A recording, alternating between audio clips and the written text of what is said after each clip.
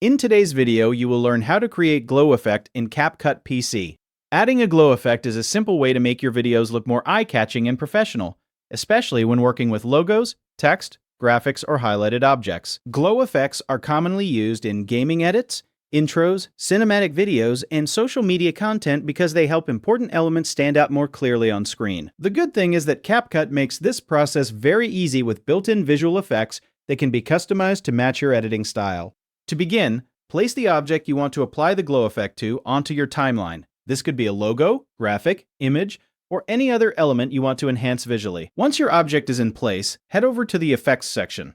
Inside the search bar, type Glow to quickly locate the available glow effects without manually browsing through categories. After searching, look for the Glow 2 effect and drag it directly over your object on the timeline. Once the effect has been added, extend the glow effect layer so it matches the full duration of your object. This ensures the glow remains visible for the entire time the object appears on screen.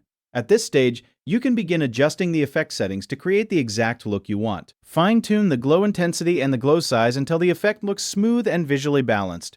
A softer glow can create a cleaner cinematic look, while a stronger glow creates a more dramatic and energetic style. It is usually best to avoid making the glow too overpowering so the object itself remains clear and readable.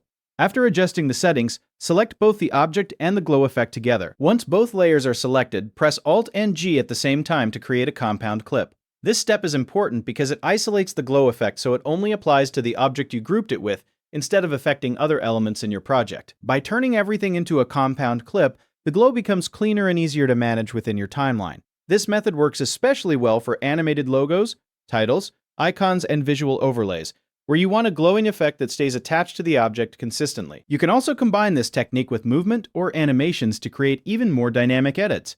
Once everything is complete, preview your video and you should now have a polished glow effect that gives your visuals a much more professional and stylish appearance.